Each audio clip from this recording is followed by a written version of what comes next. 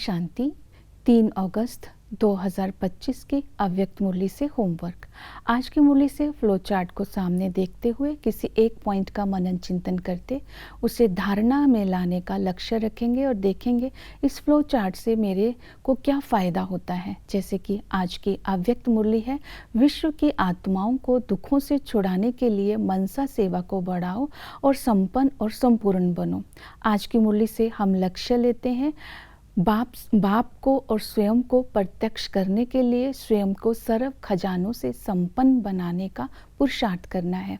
आज की मुरली से हम स्वमान लेते हैं, मैं सहज योगी आत्मा हूँ, अंतर्मुखी बन करके एक बाप की याद से स्वयं को सर्व समस्याओं से मुक्त कर, मेहनत से मुक्त कर, अपनी रूहानी झलक और फलक से शक्तिशाली किरणें चारों ओर फैला रही हूँ।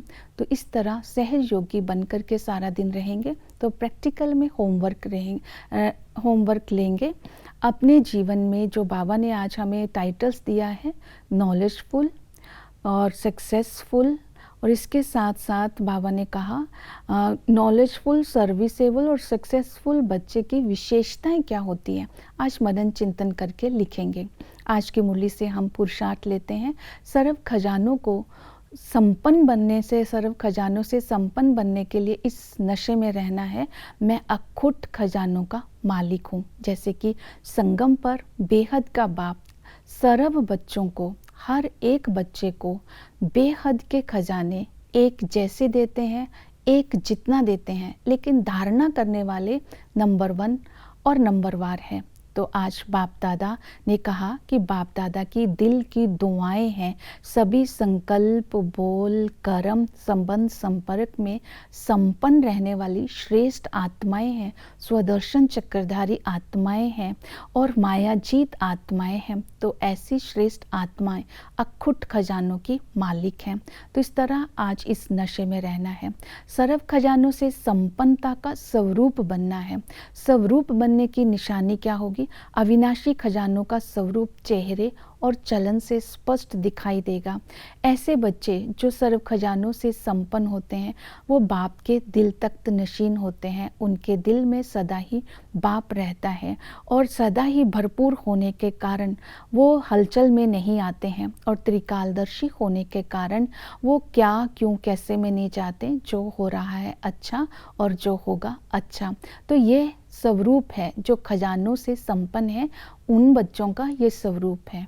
इसी तरह सर्व खजानों से संपन्न बनने के लिए अपने खजानों की चेकिंग भी करते रहना है। चेकिंग के लिए मिले हुए खजानों को कार्य में लगाकर मैंने कहाँ तक बढ़ाया है, इसकी चेकिंग करनी है। कितने % तक मेरे हर एक खाते में जमा हुआ है ये खजाना, और मनसा वाचा कर्मणा 100% मेरा जमा हुआ या नहीं। स्व से संतुष्ट और दूसरों से संतुष्ट मैं कहाँ तक रहती हूँ। इस तरह खजानों की चेकिंग करनी है। खजानों को जमा करने की विधि आज बाबा ने बोला संतुष्टता। जब हम किसी की सेवा करते हैं तो सेवा साथी मेरे से कितना संतुष्ट है, जिनकी सेवा करी, जो मुझे देखने वाले हैं, मेरा सुनने वाले हैं, वो मेरे से कितना संतुष्ट हैं। जब मैं सेवा करती हूँ तो मैं स्वयं से कितना संतुष्ट हूँ। जब हम स्व से, सेवा साथी से और सेवा करने वालों से, तीनों से संतुष्टता की अनुभूति करते हैं, तब मेरा ये खजाना संतुष्टता का जमा हो जाता है। खजाना जमा करने की दूसरी विधि है 4 सब्जेक्ट्स। 4 सब्जेक्ट्स में बाबा ने बोला ज्ञान, योग, धारणा, सेवा। इसमें अपनी % को चेक करना है। जैसे कि ज्ञान का खाता तब जमा होगा जब हम जो भी संकल्प और कर्म करते हैं वो नॉलेजफुल होकर के करें। योग का खजाना तब जमा होगा जब सर्व शक्तियों का खजाना भरपूर रखेंगे, और धारणा का खजाना तब जमा होगा जब हर कर्म गुण संपन्न होकर के करेंगे। जैसे कि कोई भी कर्म करते हैं तो सरलता का गुण और निर्भयता का गुण, जैसे कि मधुरता का गुण हमारे चेहरे और चलन से स्पष्ट दिखाई दे।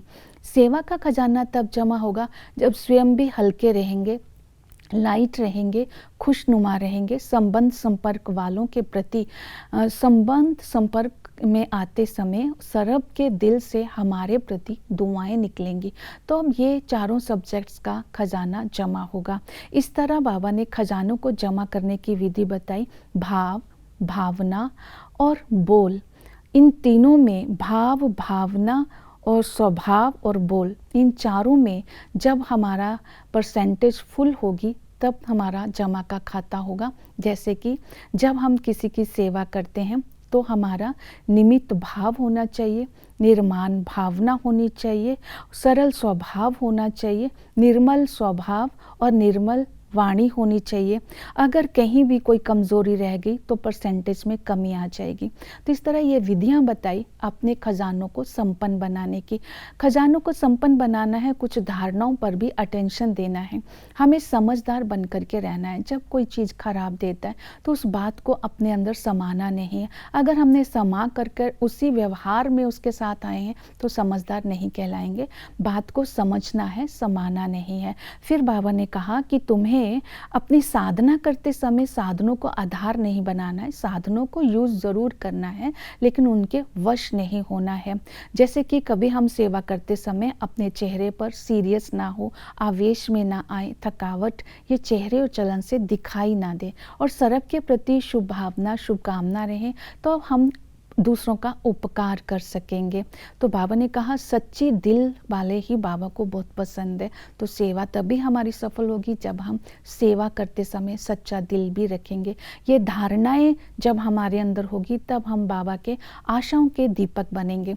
आज हमने पोता मेल भी चेक करना है जो बाबा ने हमें होमवर्क दिया है, तब हमारे खजाने तभी ही जमा होंगे। पोता मेल में हमें ये देखना है कि हमने जो बाबा ने बोला क्रोध तो नहीं किया, मुख से नहीं किया या मन से नहीं किया, दोनों प्रकार का चेक करना है। बाबा ने कहा अगर मुख से नहीं किया, मन में थोड़ा बहुत आया तो भी मुबारक, कुछ तो कंट्रोल हुआ। दूसरा अपना देखना है संपन्नता और संपूर्णता की स्टेज कहाँ तक आई। अगर हमारी संपन्नता की, संपूर्णता की स्टेज हम अनुभव करते हैं तभी लाइट हाउस बन करके चारों ओर हम किरणें फैला सकते हैं, लाइट माइट फैला सकते हैं। इसके लिए चाहिए तीसरा नेत्र अपना देखना है। मेरा तीसरा नेत्र क्लियर और क्लीन है।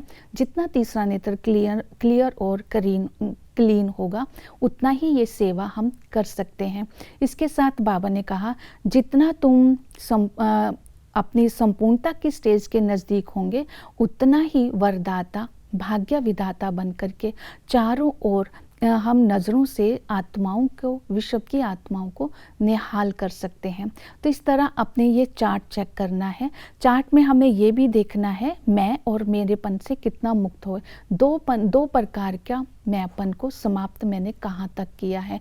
इसके साथ साथ इसमें ये पोता मेल भी देना है जीवन मुक्त अवस्था मेरी कहाँ तक बनी। जितना हम जीवन मुक्त अवस्था में रहेंगे उतना ही विश्व की आत्माओं को हम दुखों से मुक्त करने की सेवा कर सकते हैं। इस तरह आज खजानों से संपन्न भी बनना है और दूसरी आत्माओं की सेवा भी करनी है, तो स्वयं को और बाप को हम विश्व में प्रत्यक्ष कर सकते हैं। ओम शांति।